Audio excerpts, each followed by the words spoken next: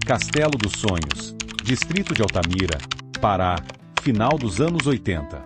Hoje, você vai conhecer a história de um dos personagens mais temidos e sanguinários da Amazônia nos anos 80 e início dos 90, Márcio Martins da Costa. O homem que ficou conhecido como Rambo do Pará. Ele transformou o Castelo de Sonhos, no Vale da Esperança, em um verdadeiro faroeste, acumulando poder, ouro e cadáveres pelo caminho. As mortes debitadas a Márcio Martins começaram em setembro de 1989, quando pulou do helicóptero com as submetralhadoras, executando 5 homens, e, incontinenti, invadindo o Castelo dos Sonhos e fazendo tombar mais 4. Depois disso, contou-se 300 cadáveres debitados em seu nome até fechar o inventário com os 3 mortos na invasão do Garimpo do Aquino, em 9 de janeiro de 1992. Ao final do mês de janeiro de 1992, chegaria ao fim a crônica do Rambo do Pará. Mas quem foi esse homem? Como ele se tornou uma lenda de medo? E como sua trajetória terminou em uma emboscada mortal? Fica comigo até o fim dessa história, porque você vai entender como a ganância, a violência e a corrupção moldaram um dos períodos mais sangrentos da região norte do Brasil. Se você tem histórias para contar, deixe nos comentários, e me fale de qual cidade está assistindo. O sul do Pará, na virada dos anos 70 para os 80, era um território de promessas e tragédias. A rodovia BR-163 havia aberto o caminho para aventureiros, grileiros, poceiros e garimpeiros em busca de um futuro melhor ou pelo menos de ouro fácil. A região conhecida como Vale da Esperança abrigava uma cidade que parecia saída de um conto de ilusões, Castelo de Sonhos. O nome sugeria algo bonito, quase poético. Mas a realidade era bem diferente. Ali não havia contos de fadas, apenas suor, malária, tiros e corpos espalhados pelo barro dos garimpos. Foi em 1977 que Léo Eck, um gaúcho de fala firme e olhar duro, chegou por ali. Conhecido como Onça Branca, Eck veio como muitos outros, incentivado pelo governo militar que queria ocupar terras que antes pertenciam aos índios caiapós. Eck abriu fazenda, cercou terras e começou a construir seu império. Mas em 1988, a notícia da descoberta de ouro mudou tudo. Castelo de Sonhos cresceu em ritmo acelerado, cercado por 8 garimpos, onde 6.000 homens cavavam a terra dia e noite. O som das dragas e motores nunca parava, misturado ao cheiro de mercúrio e suor. Léo Eck soube aproveitar. Passou a vender lotes de terra, cobrar taxas e abrir comércios. O ouro enchia os bolsos dos aventureiros, mas também alimentava a cobiça de homens poderosos. Numa dessas manhãs abafadas, um grupo de garimpeiros conversava em um barracão de madeira. Dizem que Onça Branca manda mais que prefeito e delegado aqui. É, mas pelo menos mantém a ordem. Melhor pagar a taxa do que levar bala. Aqui a lei de faca, meu amigo. Quem tem draga grande manda. Quem não tem, obedece. E assim se vivia no Vale da Esperança. Um lugar onde a lei era escrita a bala e apagada a facão. Mas ninguém ali imaginava que, em pouco tempo, surgiria um homem capaz de rivalizar com o próprio Onça Branca. Um sujeito que chegaria discreto, quase invisível, e se tornaria a figura mais temida da região. Seu nome era Márcio Martins da Costa. Mas o mundo iria conhecê-lo como Rambo do Pará. O surgimento de Márcio Martins, o ano era 1989. O sol escaldava sobre o barro vermelho do Vale da Esperança quando um pequeno avião monomotor pousou numa pista improvisada perto de Castelo de Sonhos.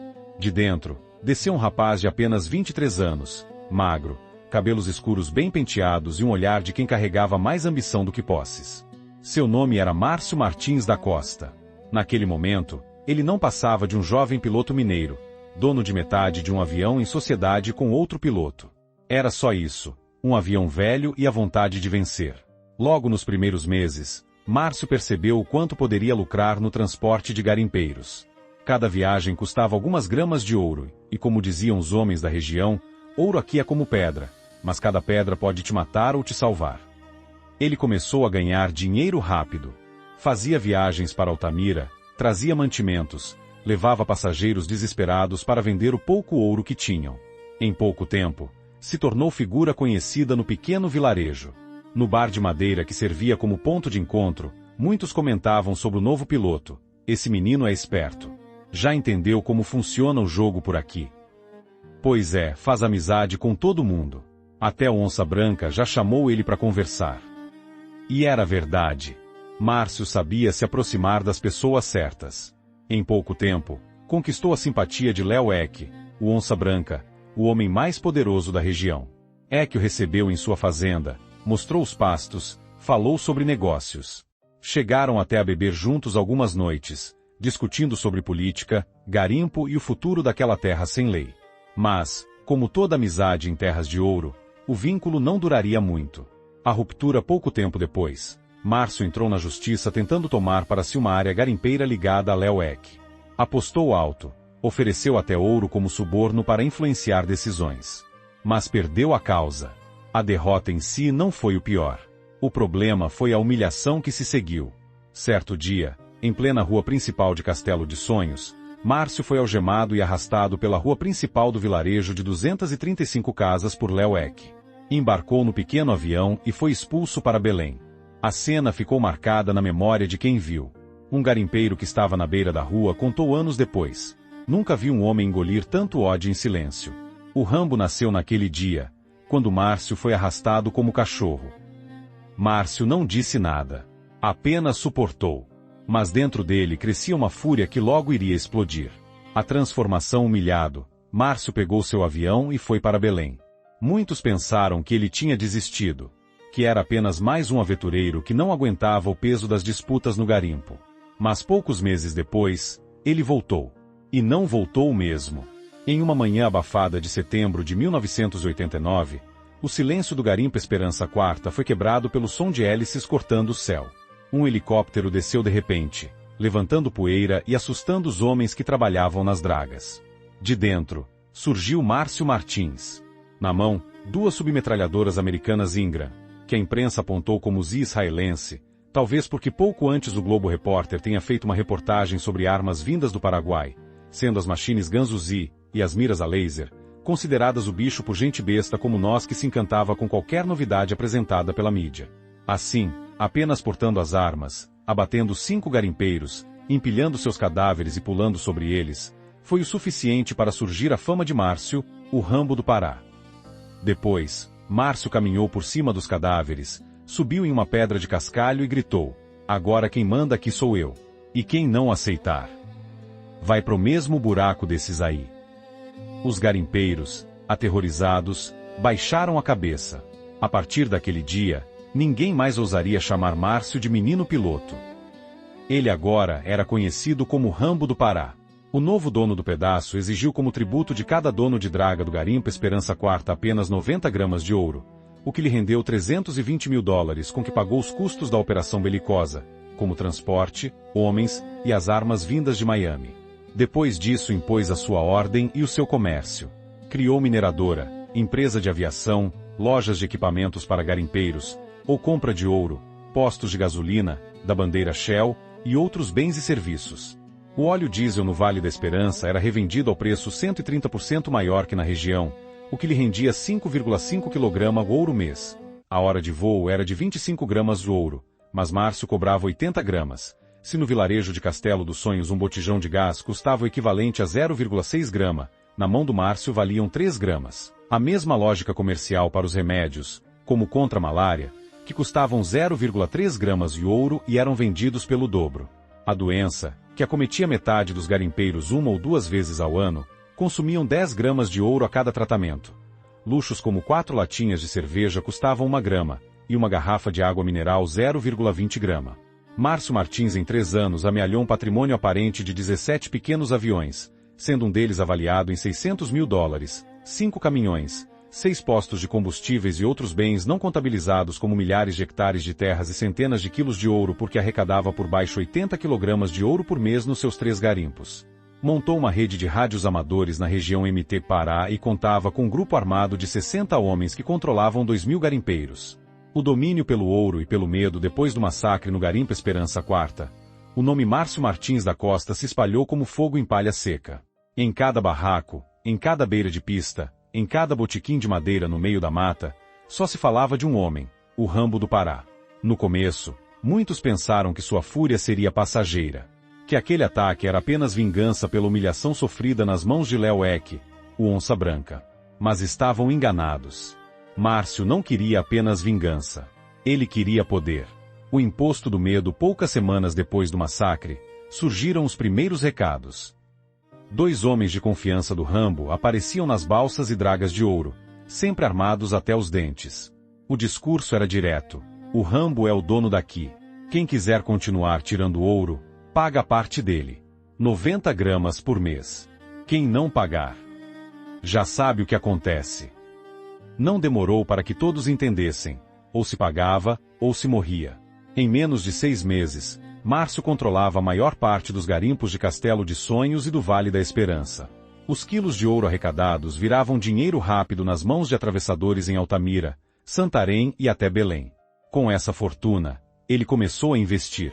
Mas não em negócios comuns. O império de fachada em pouco tempo, o Rambo abriu empresas de aviação, comércio e transporte. Comprava fazendas, financiava dragas e balsas. Aos olhos de quem vinha de fora, parecia um jovem empreendedor que havia prosperado no garimpo. Mas os que viviam na região sabiam a verdade: tudo era sustentado pelo ouro arrancado à força dos garimpeiros. Um dos antigos comerciantes do garimpo contou anos depois: o sujeito chegava aqui, comprava tudo fiado, e quando eu perguntava como ia pagar, só dizia: o Rambo acerta. E eu calava a boca. Quem ia cobrar dele? Ninguém. O reino da violência, o poder de Márcio, não era apenas econômico. Era sobretudo armado. Ele mantinha um exército particular de capangas, homens que faziam questão de andar pelo vilarejo exibindo pistolas e fuzis. Sempre que alguém se recusava a pagar ou ousava questionar a autoridade do Rambo, o fim era o mesmo: a morte. Um garimpeiro que sobreviveu a uma dessas execuções contou: eu vi com meus olhos. O cara disse que não ia dar ouro nenhum. Márcio pegou a pistola, encostou na testa dele e puxou o gatilho. Nem piscou. Depois olhou pra gente e falou: mas alguém não quer pagar. O silêncio foi a resposta. A política da bala não demorou para que políticos locais percebessem o peso que Márcio tinha na região. Muitos começaram a se aproximar, pedindo apoio, oferecendo proteção. E o Rambo jogava o jogo, financiava campanhas, comprava influência, construía alianças. Mas sempre lembrava a todos quem era o verdadeiro dono do vale: político vem e vai. Eu fico. Aqui, quem manda sou eu. O contraste, medo e fascínio havia até quem o comparasse a Lampião, dizendo que Márcio era um novo cangaceiro, moderno, que fazia justiça do seu jeito. Um velho garimpeiro resumiu esse sentimento numa frase que ecoava pelos barracos: ele mata, mas protege. Quem tá com ele, nunca passa fome. Era esse o paradoxo que tornava Márcio ainda mais perigoso: amado por uns, temido por outros, mas respeitado por todos. A escalada do sangue, o Vale da Esperança, já não era mais o mesmo. O que antes era um amontoado de garimpos desorganizados, barracos de lona e pistas de pouso improvisadas, agora respirava medo. O nome de Márcio Martins da Costa, o temido Rambo do Pará, estava em todas as bocas. Mas com o poder vinha também o perigo. E, no mundo dos garimpos, quem sobe rápido demais sempre atrai inimigos. A primeira resposta ao massacre do Esperança Quarta havia chamado a atenção não só dos garimpeiros, mas também de fazendeiros poderosos da região. Homens como Léo Eck, o Onça Branca, não aceitariam perder território para um jovem piloto que se achava cangaceiro. Na calada da noite, começaram os planos para derrubar Márcio. Homens armados foram contratados. Puxavam um gatilho por dinheiro, acostumados a resolver disputas de terra com sangue. E logo veio o primeiro confronto. O ataque na estrada de barro era uma manhã abafada. A estrada de terra que ligava Castelo de Sonhos a Novo Progresso estava deserta. Apenas uma nuvem de poeira indicava que alguém se aproximava. Dentro de uma caminhonete C10, Márcio seguia com 2 de seus homens de confiança. De repente, tiros ecoaram da mata. Uma emboscada. As balas estouravam os vidros, ricocheteavam no metal, levantavam fagulhas. Os capangas gritavam: é os homens do Léo, doutor. É emboscada. Márcio, com o sangue frio que o tornara temido, puxou uma metralhadora Uzi e abriu fogo contra o mato. O barulho ecoava alto, misturado aos gritos de desespero. Em minutos, 2 pistoleiros estavam mortos. Os outros fugiram pela mata. Quando o silêncio voltou, Márcio desceu do carro, chutou um dos corpos no chão e disse friamente: eles pensam que podem me derrubar? Pois agora vai ter guerra. O clima de guerra depois desse ataque, Márcio iniciou uma ofensiva brutal. Mandou incendiar balsas de garimpeiros que se recusaram a pagar, invadiu fazendas, executou pistoleiros contratados contra ele. Em uma única noite, 7 homens foram mortos a tiros na beira de um igarapé. O recado era claro: desafiar o Rambo significava assinar a própria sentença de morte. O cerco policial, a violência crescente, começou a chamar a atenção também das autoridades. A Polícia Federal e a PM do Pará não podiam mais ignorar. Mas enfrentar Márcio não era simples. Ele tinha dezenas de homens armados, conhecia cada ramal de estrada, cada picada no meio da mata. Sempre que surgia uma operação policial, alguém já o havia avisado antes. O Rambo tinha informantes até dentro das delegacias. Um policial que atuou na região descreveu assim: a gente chegava lá e parecia que ele já sabia de cada passo nosso. Tinha olhos em todo canto. Nunca vi nada igual. O espetáculo do terror Márcio também sabia usar o medo como arma psicológica. Em certa ocasião, após executar 2 inimigos, mandou pendurar seus corpos em uma árvore na entrada de Castelo de Sonhos. Ao lado, deixou um bilhete escrito com sangue: aqui termina a estrada de quem me enfrenta. O vilarejo inteiro viu a cena. Mulheres choravam, crianças gritavam, homens evitavam até comentar o assunto em público. Mas todos entenderam a mensagem: o Rambo não recuaria jamais. A fama que cruzava fronteiras a essa altura. A fama de Márcio Martins já havia cruzado o Pará. Jornais de Belém o chamavam de Senhor da Guerra dos Garimpos. Outros preferiam o apelido que já havia se espalhado entre os garimpeiros: Rambo do Pará. A comparação não era à toa. Assim como o personagem do cinema, ele surgia de repente, carregado de armas, e destruía seus inimigos sem piedade. Mas havia uma diferença crucial: Rambo era ficção. Márcio era real. E cada corpo deixado no barro provava isso. O poder de Márcio Martins da Costa, o Rambo do Pará, parecia inabalável. Ele dominava o ouro, controlava garimpeiros, intimidava comerciantes e até políticos lhe deviam favores. Mas todo reinado baseado em sangue e medo, cedo ou tarde, atrai inimigos por todos os lados. O peso das mortes e os massacres promovidos pelo Rambo começaram a se acumular em estatísticas sombrias. Em menos de 2 anos, mais de 300 pessoas haviam sido mortas direta ou indiretamente por ordem dele. O Vale da Esperança se tornará um campo de guerra não declarada. Mas dessa vez, os mortos não eram apenas garimpeiros anônimos. Entre as vítimas estavam filhos de fazendeiros, pistoleiros de renome e até policiais de baixa patente. Isso despertou a fúria de famílias influentes e também o interesse da justiça. Os inimigos no escuro, enquanto Márcio continuava sua rotina de ostentação, festas regadas a bebidas caras, voos frequentes em seus aviões e distribuição de ouro para manter capangas fiéis, seus inimigos se organizavam em silêncio. Reuniões secretas aconteciam em fazendas e bares de beira de estrada. Fazendeiros, garimpeiros revoltados e até políticos começaram a articular formas de derrubar o Rambo. Alguns queriam vê-lo morto. Outros, apenas enfraquecido. Mas todos concordavam em uma coisa: ele não poderia continuar crescendo. Um dos conspiradores chegou a dizer em tom sombrio: se a gente não parar esse rapaz agora, amanhã ele vai querer ser dono do Pará inteiro. O cerco da polícia paralelamente. A pressão sobre o governo aumentava. Os jornais de Belém estampavam manchetes sobre os crimes do Rambo. Organizações denunciavam o estado de exceção vivido em Castelo de Sonhos. Finalmente, ordens foram dadas. A Polícia Federal, junto com a PM do Pará, deveria prender ou eliminar Márcio Martins. Foi montada uma força-tarefa. Carros descaracterizados passaram a circular discretamente pela região. Informantes foram aliciados. Mas, mais uma vez, o Rambo parecia estar sempre um passo à frente. Um delegado relatou: anos mais tarde, a gente montava a operação, e quando chegava lá, o homem já tinha sumido. Era como se tivesse ouvido nossas conversas dentro da delegacia. As rachaduras internas. Enquanto isso, dentro do próprio grupo de Márcio, as primeiras rachaduras começaram a aparecer. Alguns capangas, cansados da vida de violência, tentavam se afastar. Outros reclamavam da divisão do ouro. E havia também aqueles que, secretamente, negociavam informações com a polícia em troca de proteção. Um dos antigos homens do Rambo contou em depoimento: ele era muito desconfiado. Começou a testar a gente. Chamava para beber, fazia pergunta atravessada, ficava encarando. Quem gaguejava sumia no outro dia. O medo que mantinha a lealdade começava a corroer a confiança.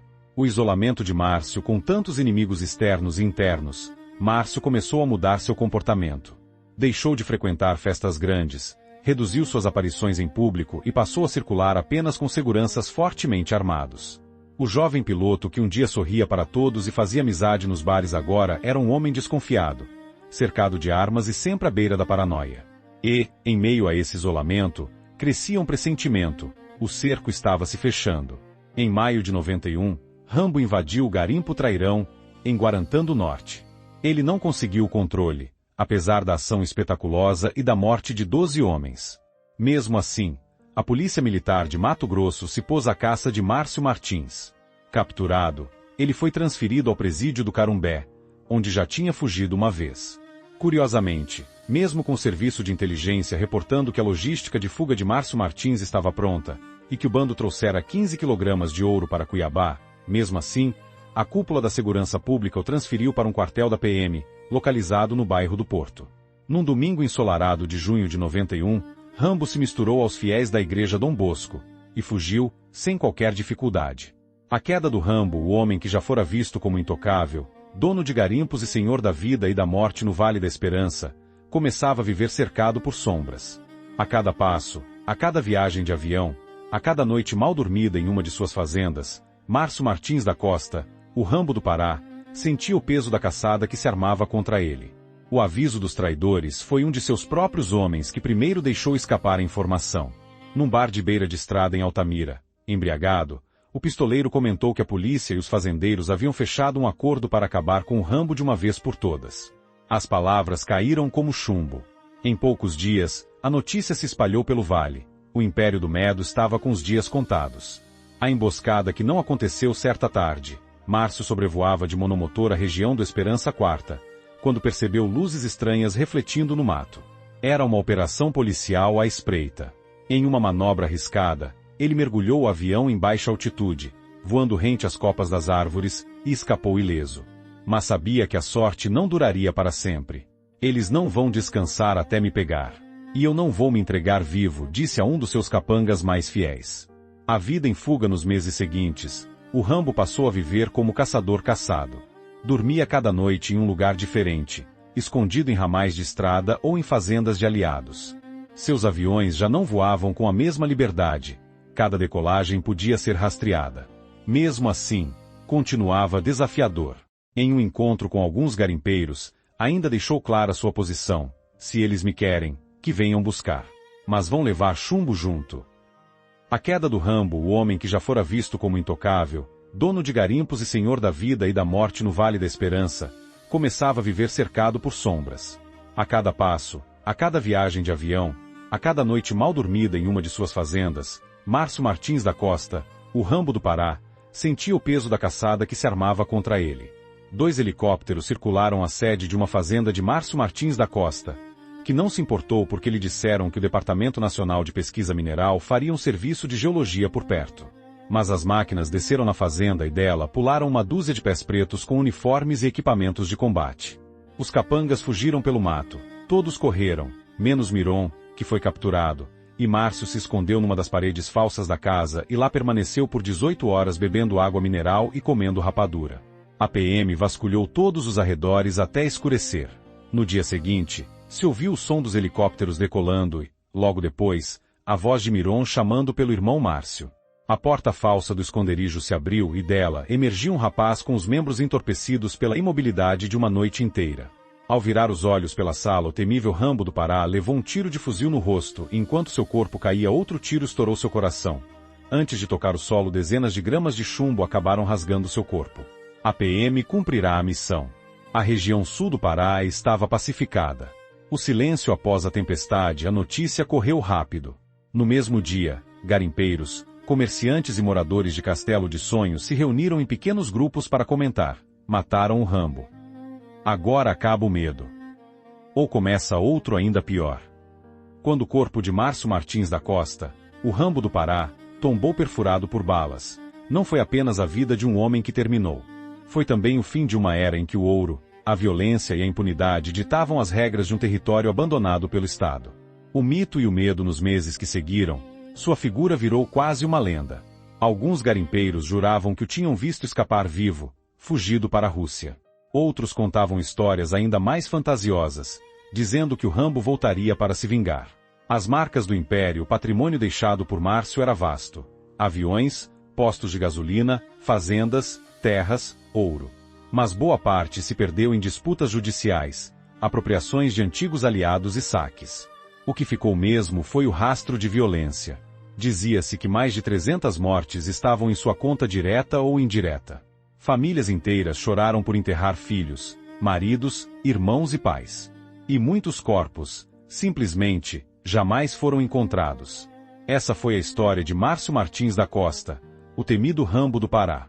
Um homem que construiu um império de ouro, sangue e medo, e que acabou tombando diante da mesma violência que usou para dominar uma região inteira. Se você ficou até aqui, comente de qual cidade está assistindo e conte alguma história.